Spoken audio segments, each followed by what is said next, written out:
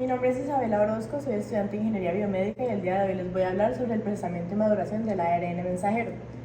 El procesamiento y maduración del ARN mensajero tiene múltiples funciones. Entre ellas está transportar la información genética del ADN a los ribosomas que se encuentran en el citoplasma para que ellos puedan utilizar esta información dentro del proceso de la traducción. ¿Con qué fin? Con el fin de poder sintetizar proteínas. La maduración del ARN comienza después de la transcripción, donde se eliminan los intrones del pre-mARN mediante corte y empalme o splicing. Posteriormente, esos exones se unen y dan lugar a lo que llamamos ARN maduro. El procesamiento del ARN requiere de tres modificaciones esenciales: la adición del casquete 5, también llamado CAP o caperuza 5', la adición de la cola de adenina o poliadenilación del extremo 3', y el splicing o corte y empalme de los intrones. Aquí en nuestra maqueta tenemos una representación de los distintos pasos que vamos a ir explicando. Iniciamos con un gen de ADN, tiene su región promotora y su región de finalización o de terminación. Estos son los exones y estos van a ser los intrones. Primero vamos a hablar de la adición de la CAP o casquete 5'. Este es un proceso que consta de 3 pasos y sucede rápidamente después de haber iniciado la transcripción. Por ende, también incluye la acción de la polimerasa 2, que fue una de las proteínas que vimos en el proceso de transcripción.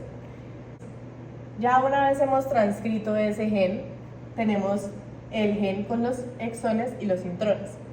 Es importante tener en cuenta que nosotros en el extremo 5' tenemos 3 fosfatos que están añadidos donde está el exón. Ahora, en el primer paso lo que vamos a hacer es quitar uno de estos fosfatos, quedando los 2 fosfatos.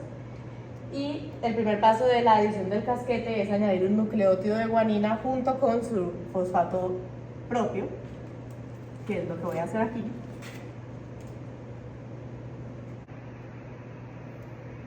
Una vez hecho esto, tenemos la guanina junto con sus 3 fosfatos. El siguiente paso de la adición del casquete es la metilación del nucleótido que recién añadimos. Como podemos ver aquí, le vamos a añadir un grupo CH3 al punto 7 carbono 7 de la base de la guanina.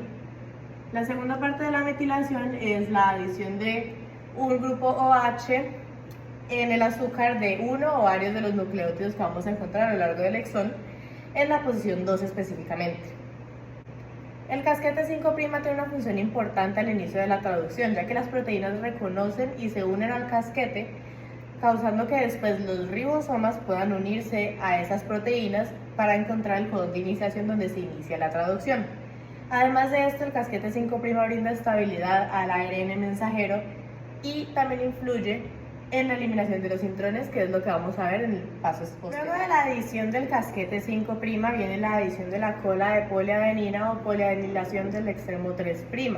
Este proceso sucede después de la transcripción y requiere la acción de un complejo de proteínas y de una secuencia de consenso que indica dónde sucederá el corte. El complejo de proteínas está formado por un factor de especificidad para el corte llamado CSPF, como vemos aquí. También está formado por el factor de estimulación del corte, que se llama CSTF, como tenemos aquí. Este incluye 2 factores de corte, CP1 y CP2. Y además de eso tenemos la poliadenato polimerasa, también llamada PAP, como la vemos aquí. Todos estos juntos ayudan a que podamos completar el proceso de la poliadenilación. Bueno, la CPSF se va a unir a la secuencia de consenso que tenemos aquí en el sentido 5'. Luego de esto, el CSTF se une a la dirección 3' junto con los 2 factores de corte. Luego de esto, el pre-ARN mensajero se corta y los factores de corte junto con la CSTF abandonan el complejo. Este extremo cortado se degrada y mientras eso sucede, la PAP y la CPSF se van a mantener unidos al ARN mensajero, llevando a cabo la poliadenilación, que sería la adición de la cola. Después de haber sucedido esto, introducimos la PAB2, que es una proteína de unión, ya que después de haber añadido aproximadamente 10 nucleótidos de adenina, la PAB2 lo que va a hacer es incrementar la velocidad a la cual se poliadenila el extremo 3, aumentando el proceso. Cada vez que se añadan varios nucleótidos de adenina van a aparecer más de estas proteínas que van a aumentar la velocidad a la que esto sucede.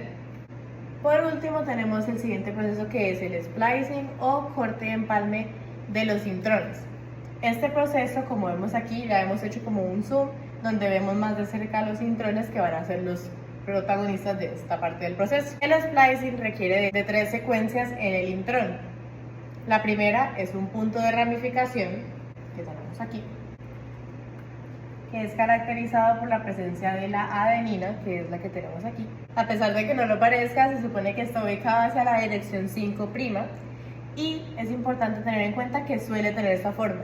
Algo importante mencionar es que las secuencias de consenso que vemos en estos procesos muchas veces no codifican proteínas, sino que las tomamos como un punto de referencia para, por ejemplo, en esta, saber dónde suceden los cortes, ya que determina dónde suceden los cortes, y en esta para saber dónde está ubicado cierto elemento. Suelen tener la forma de YN, YYR, AY, donde la Y es una pirimidina, la N es cualquier nucleótido, cualquier base de un nucleótido, donde la R es cualquier purina y la A es la adenina. Tenemos también el sitio de corte de empalme 5', lo notamos por esta secuencia de consenso que también se encontraría aquí, y tenemos el sitio de corte 3', lo notaríamos por esta secuencia nuclear, no. El corte de empalme sucede dentro del spliceosoma o empalmosoma, que es un complejo formado por ARN nuclear y múltiples proteínas. Bueno, esto es un proceso que está resumido en 2 pasos. En el primero ocurre un corte en el sitio 5', que es causado por la U1. Después, la U2 y la U6 se encargarán de posicionar el extremo 5 cerca del punto de ramificación de U2 y U6. Esto lo que va a hacer es formar un lazo, que lo vemos representado aquí en negro. El paso 2 consiste en un corte en el sitio 3' con la acción de la U5, que se va a encargar de juntar los exones para el empalme. La guanina que tenemos en la dirección 5', se va a ligar con un nucleótido de la adenina que se encuentra en el punto de ramificación mediante un proceso de transesterificación. Estas reacciones se producen dentro del empalmosoma, que está formado por todas estas proteínas que acabamos de mencionar. Lo que el empalmosoma se encarga de hacer es, como lo dice su nombre, causar el empalme de estos exones. Después de esto, el lazo se degrada junto con las otras proteínas, dejándonos como resultado final los exones unidos y la eliminación de los intrones. Este sería nuestro resultado, que es el ARN maduro. Muchísimas gracias.